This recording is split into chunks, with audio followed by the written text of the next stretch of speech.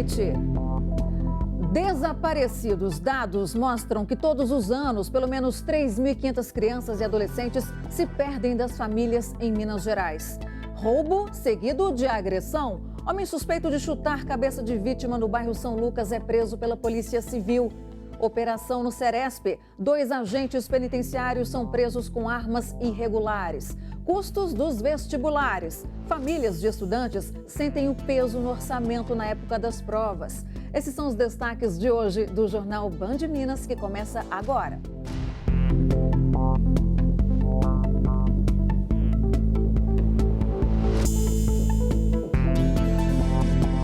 Hoje é o Dia Internacional da Criança Desaparecida. Aqui no estado, pelo menos 3.500 crianças e adolescentes desaparecem todos os anos. No ano passado, 65% dessas crianças e adolescentes, por exemplo, foram localizadas. Segundo o levantamento da Polícia Civil, o principal motivo de desaparecimento de crianças e adolescentes é a disputa irregular de guarda e o descuido em locais com aglomeração de pessoas. Uma imagem da câmera do circuito interno de um ônibus que passava pela rodovia 040 em frente à portaria do condomínio Miguelão, em Nova Lima, na tarde do dia 25 de junho de 2016. Dá para ver o carro sedã na cor prata, parado com as lanternas acesas, o que dificulta a visualização da placa. Essa é talvez a única e mais importante pista sobre o desaparecimento da adolescente Ana Paula de Carvalho Lopes, que saiu de casa dizendo que ia esperar o pai de uma amiga que a levaria para uma festa e sumiu, deixando a família desesperada. Você comendo e dormir, difícil demais. Essa é a realidade de muitos pais no mundo inteiro. Por isso, dia 25 de maio é considerado o Dia Internacional da Criança Desaparecida.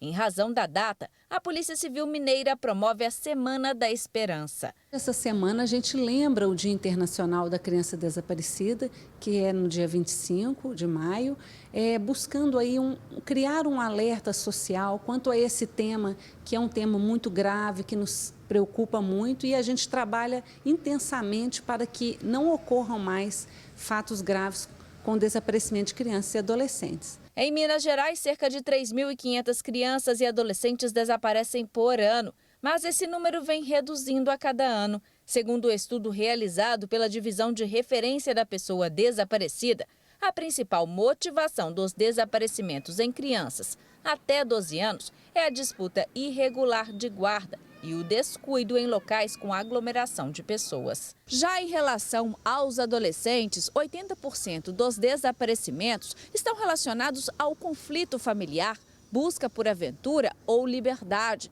Desses desaparecidos, 30% são reincidentes. Lidiane sentiu na pele a dor de ficar 4 dias sem notícias da filha. Foi aquela rotina de todos os dias. Eu pedi, Gabi, desce, leva o lixo para a mãe. Ela desceu e não voltou. Ela e a família viveram os piores dias da vida deles, até que a adolescente voltou para casa. A gente estava descendo com uma reportagem também, né? E o segurança do prédio chamou meu marido. Aí quando eu olhei para o meio do bloco do condomínio, ela estava parada no muro com o Júnior, com meu marido. Eu corri e abracei. Até hoje, ela não sabe os motivos que levaram a jovem a sumir e deixar de dar notícias. Até hoje ela ainda está muda. Eu quero acreditar que ela não tenha sido abusada, que ela não tenha sido maltratada e que isso não aconteça mais. Algumas dicas podem ajudar os pais a evitar o desaparecimento de crianças e adolescentes. Tirar carteira de identidade o mais cedo possível para facilitar a identificação. Estar sempre alerta em locais com aglomeração de pessoas e orientá-las a não conversar e nem aceitar nada de desconhecidos. Nesses casos de aglomerações, os pais colocarem no bolsinho da criança o nome dos seus pais, o nome da criança, um telefone de contato, porque caso haja aí um extravio dessa criança, seja possível auxiliar na localização dessa criança. Quando a criança já pode articular a fala, deve-se ensiná-la a dizer o nome dos pais, telefone e endereço. Manter o diálogo com os filhos para evitar conflitos familiares. Em caso de desaparecimento da criança ou do adolescente, O registro deve ser imediato. Não é necessário esperar 24 horas para procurar a polícia. Nunca utilizar contatos pessoais para a divulgação do desaparecimento. Utilizar sempre o 0800 28 28 197. Acompanhar as suas relações sociais, suas amizades, acompanhar os locais onde frequentam esses filhos. Além disso, tentar estabelecer relações fortes de afeto, de diálogo, fazendo com que esses filhos se abram e confiem nos seus pais e aí então haja uma reciprocidade de carinho, de respeito e aí não temos aí os conflitos que geram esse desaparecimento. É difícil dimensionar a dor, o sofrimento de pais e mães de crianças e adolescentes desaparecidos. E a Polícia Civil prendeu o suspeito de roubar e, em seguida, agredir a vítima com um chute na cabeça. No bairro São Lucas, região centro-sul da capital, nós vamos conversar com o repórter Diogo Ramalho, que tem as informações direto da nossa redação. Diogo, boa noite. Esse suspeito, além desse crime ocorrido em abril, ele estaria envolvido em outros crimes também, né, lá na região? Boa noite para você, Luciana. Boa noite para todo mundo. Pelo menos mais 2 crimes. Pablo Neves Carlos, quer dizer, Pablo Carlos Neves, é a ordem certa do nome dele, de 19 anos, foi preso pela Polícia Civil de Minas Gerais, no aglomerado da Serra, aqui em Belo Horizonte. De acordo com as investigações, ele é suspeito de mais 2 roubos na região sul da cidade. E no dia 26 de abril, na Avenida do Contorno, aí a gente está vendo as imagens, no bairro São Lucas, o suspeito teria se aproveitado do fato de que a vítima de 33 anos estava com a bolsa aberta em um ponto de ônibus e subtraiu o celular dela. A vítima, ao se levantar para tentar pegar o aparelho de volta, foi atingida com um chute no rosto, o que a impediu de prosseguir. O homem fugiu com o comparsa que esperava em uma motocicleta. Ainda segundo apurado, Pablo é suspeito de outro roubo no dia 23 de março, no bairro Funcionários. Luciana. Ok, obrigada, Diogo, pelas informações. A gente volta a se falar. E uma pessoa morreu depois que uma carreta bitrem carregada de óleo diesel tombou na BR-262, próximo a Joatuba, na região central de Minas. O Corpo de Bombeiros informou que a vítima é o motorista do caminhão. Uma segunda pessoa ficou presa debaixo do veículo. As causas do acidente ainda são apuradas, mas a Polícia Rodoviária Federal acredita que o condutor teria perdido o controle do caminhão na curva. A pista ficou interditada e houve vazamento de óleo na rodovia. E quem está planejando viajar de avião nas férias tem até a semana que vem para se precaver de eventuais custos extras para despachar as bagagens. É que começa a valer no dia 1º de junho a regra da Agência Nacional de Aviação Civil que permite a cobrança de taxas adicionais. Nos próximos meses, Tereza vai fazer 3 viagens. Ela decidiu comprar as passagens agora para ficar livre das taxas que as companhias aéreas vão poder começar a cobrar. Cada companhia tem uma política. Então, eu sabia que se eu comprasse antes, eu não pagaria essa franquia. Então, eu optei por comprar antes, porque eu não vou correr o risco de chegar lá e pagar o preço da minha passagem em bagagem. Atualmente, o passageiro pode despachar sem custo uma mala de 23 quilos nos voos nacionais e 2 bagagens de até 32 quilos nas viagens internacionais. Muita gente já está de olho nas passagens para as férias de julho para escapar da cobrança adicional, que começa a valer para os bilhetes comprados a partir do dia 1º de junho. No aeroporto, as opiniões se dividem. Vou ter que pagar pela bagagem? A passagem já não está barata, né? E ainda tem que pagar pela bagagem? Aquele que tem mais bagagem realmente vai pagar mais caro um pouquinho. Quem tem menos vai pagar menos. Eu acho justo. Na prática, a medida permite que as companhias aéreas criem suas próprias regras sobre despacho de bagagens. As empresas ficam autorizadas a cobrar taxas adicionais por esse serviço, sem a garantia de que isso vai reduzir o preço das passagens. E qual que é a nossa indagação? No momento em que extingue a franquia da bagagem, não tem uma garantia que o valor da passagem vai ser reduzida. Isso que nós questionamos, é não deixar na mão da companhia aérea essa liberalidade de tirar a bagagem e não reduzir o preço da passagem sem um amparo legal. Até agora, apenas uma companhia aérea oferece desconto em alguns trechos para os passageiros que embarcarem sem despachar malas. A nova regra também aumenta o limite da bagagem de mão de 5 para 10 quilos. Mas a Cláudia diz que, pelo conforto, despacharia esta mala, mesmo se a medida já estivesse valendo. Eu não gostaria de carregar mala em mãos. Então, para mim, é um conforto eu despachar para não precisar de carregar. Dona Léia está levando mais de 13 quilos só de doces e queijos para as filhas que moram em Curitiba. Ela já está pensando em quanto vai gastar quando as franquias entrarem em vigor. Como é que eu vou viajar levando um pouquinho de roupa e sem levar essas iguarias daqui? Muito complicado. Vamos deixar como tá bom. E a polícia investiga a agressão de um morador de rua na madrugada de hoje aqui na capital. O suspeito teria atirado uma pedra contra o homem. A gente traz detalhes desse caso depois do intervalo. E você vai ver também que agentes penitenciários foram presos hoje durante uma operação no Ceresp da Gameleira. Eles carregavam armas irregulares. A notícia logo depois do intervalo.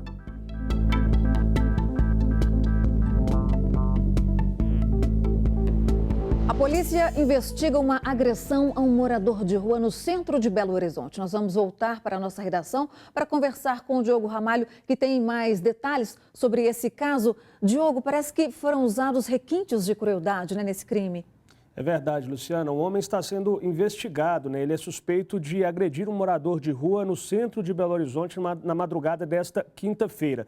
De acordo com informações da Polícia Militar, câmeras de segurança ali próximas ao local mostram imagens de que o morador de rua estava dormindo quando foi atingido com uma pedrada na cabeça e depois essa pessoa que cometeu esse ato acabou fugindo. Guardas municipais que patrulhavam ali o local fizeram todo o atendimento, prestaram socorro ao morador de rua que estava deitado até a chegada da ambulância que o levou ao Hospital João 23. Luciana. Obrigada, Diogo, pelas informações.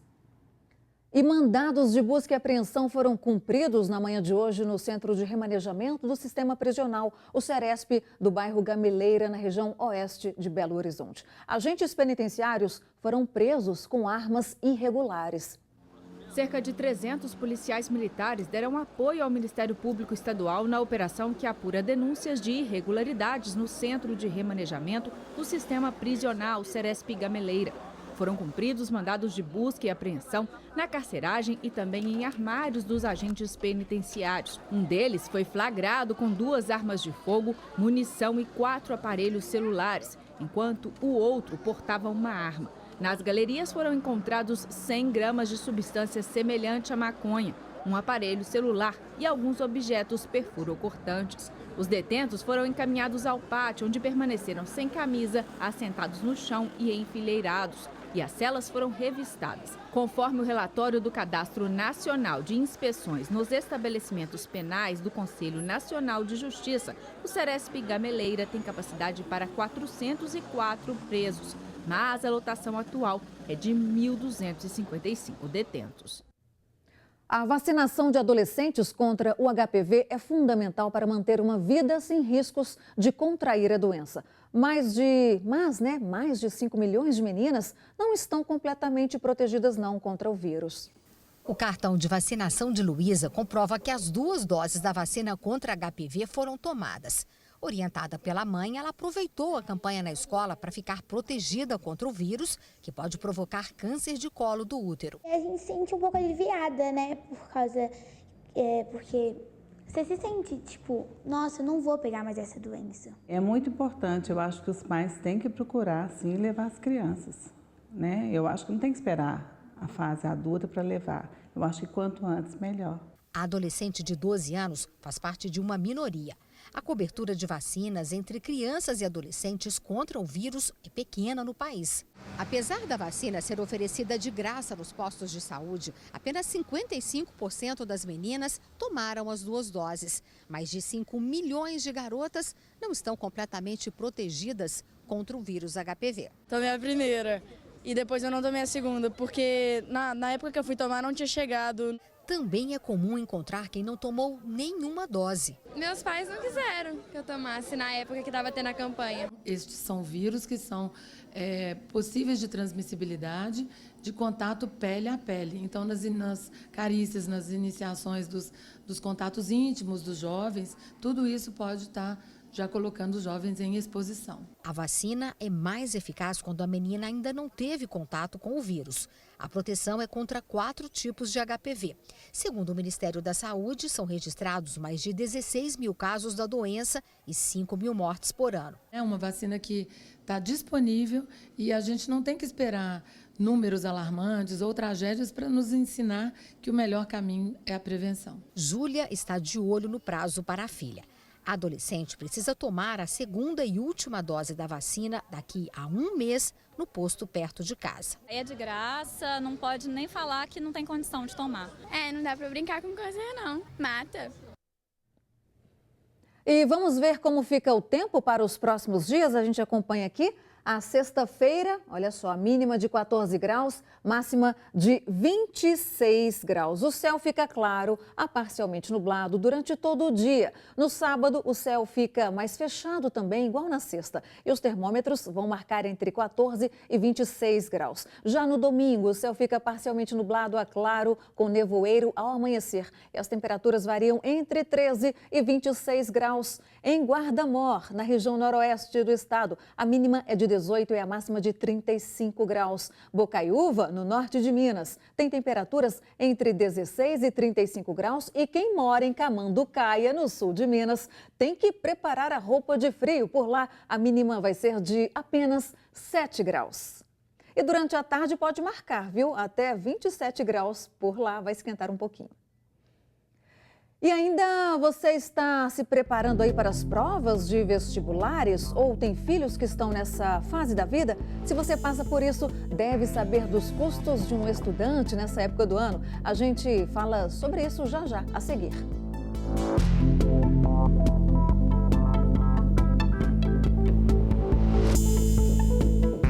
Muitos estudantes já se preparam para uma maratona de provas, já que não vão fazer só o Enem não, mas outras provas também e em várias faculdades. E os gastos para fazer tantos vestibulares acabam pesando no orçamento das famílias.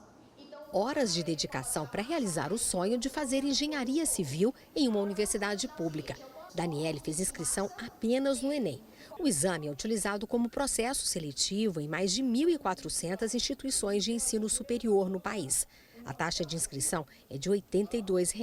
Está muito caro a prova, R$ 82, porque também a gente paga a mensalidade do cursinho, então vai juntando isso, pesa no orçamento de casa. Diante da concorrência, muitos candidatos também fazem inscrição para disputar os vestibulares oferecidos por várias faculdades. Os gastos aumentam e a pressão para garantir uma vaga também. O ideal era passar numa universidade pública, né, para você não precisar ter os gastos com o curso, mas como a concorrência é bem grande, assim, tem que tentar ao máximo que puder, assim, né, e ver como que vai conseguir pagar, né. Matheus pretende cursar medicina. Irá fazer as provas do Enem e de outras 3 universidades particulares. Pagou R$ 700 nas inscrições. Não é só inscrição. Às vezes tem um deslocamento até a cidade, tem hospedagem, então o preço fica muito alto. Para Bruno, que também quer fazer medicina, foram 3 inscrições, um gasto de R$ 500. Uma forma de aumentar as chances de ser aprovado e de não precisar fazer mais um ano de cursinho. Tem vestibular que é fora de Minas, que eu nem vou fazer, que além para locomover para lá, mais estadia lá e a inscrição também, que tem de R$ 700, é muito caro. Boa sorte para todos vocês. E o café movimenta o mercado de exportações no país. No sul de Minas, por exemplo, o produto é a base de pelo menos 80% da economia. E tem novidade por lá, o café vulcânico. Foi pensando em agregar mais valor ao café do sul de Minas que a Associação de Produtores de Cafés Especiais de Poços de Caldas criou um novo projeto para identificar o produto nascido nas plantações da região. É o café cultivado em lavouras que tem o solo de origem vulcânica característico da região. Os cafés vulcânicos é uma identificação de procedência que a gente está querendo trazer para aqui, para a região, tá? todos os cafés que são formados nesse planalto vulcânico de Poços de Caldas e que influencia também outras cidades do entorno, né, vão poder levar um selo garantindo que são legítimos cafés produzidos na nossa região. A identificação geográfica será de Poços de Caldas e das cidades que margeiam a formação rochosas advinda de um vulcão.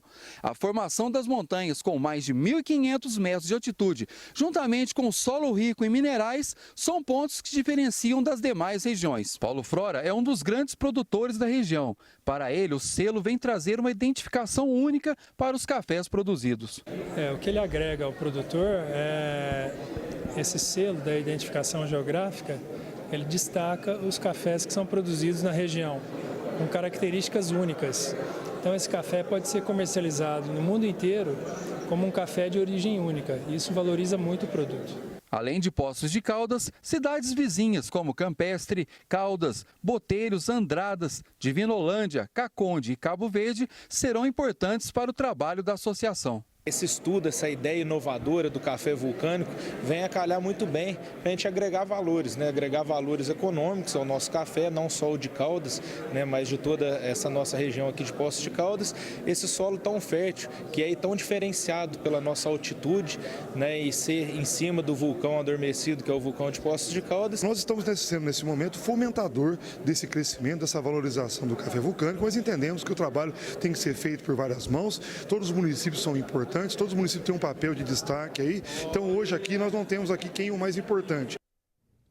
O fim de semana já está chegando e nós temos algumas dicas culturais para você. A gente começa com os destaques do cinema, que tem estreias nesta quinta-feira.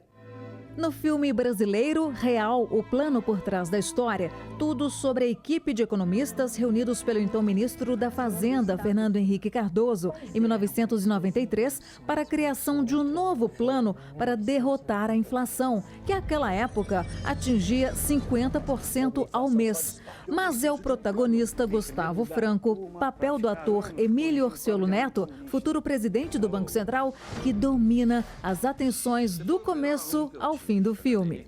E na aventura Piratas do Caribe, A Vingança de Salazar, o Capitão Salazar, papel do ator Javier Bardem, é a nova pedra no sapato do Capitão Jack, papel de Johnny Depp. Ele lidera um exército de piratas, fantasmas, assassinos e está disposto a matar todos os piratas existentes na face da Terra. Para escapar, Jack precisa encontrar o tridente de Poseidon, que dá o poder de controlar o mar. Quem vai vencer nessa aventura? Você confere na telona. Encontrem o Sparrow para mim. A mágica história de Pedro e o Lobo, contada pelo grupo Giramundo, ganha novos acordes com a Orquestra Jovem de Inhotim. É a história de uma criança muito valente, que vive com o avô e que resolve enfrentar um lobo com a ajuda dos amigos animais. Cada personagem é identificado por um som, apresentando ao público a estrutura elementar de uma orquestra, os principais timbres e famílias de instrumentos. Pedro e o Lobo, com o grupo Giramundo e Orquestra Jovem de Inhotim, no próximo domingo, dia 28, às 16h, no Cine Teatro Brasil Valorec, Avenida Amazonas 315. Ingressos, R$10 inteira. Ainda no teatro, um espetáculo que conta a trajetória da música sertaneja e a formação da música caipira. Além de Teló, o elenco conta com 10 atores cantores e 8 músicos. Bem Sertanejo, o musical, no Minas Centro, nesta sexta às 10 da noite e no sábado às 16h e 20h. Para quem foi baixinho, vai poder reviver parte da infância com Xuxa, que vai relembrar os grandes momentos da carreira em um show neste sábado, às 10 da noite. É o Xuxa no BH Hall. Ingressos a partir de R$80 a meia entrada. E na terça-feira, dia 30, tem Ed Sheeran, às 9 da noite, na Esplanada do Mineirão. Ingressos a partir de R$130. A passagem do artista britânico por Belo Horizonte faz parte da turnê internacional, que vai percorrer outras 3 capitais do Brasil. Dicas de cultura e lazer para o seu fim de semana. O Jornal Band Minas fica por aqui. Você segue com notícias nacionais e internacionais no Jornal da Band. Boa noite, até amanhã.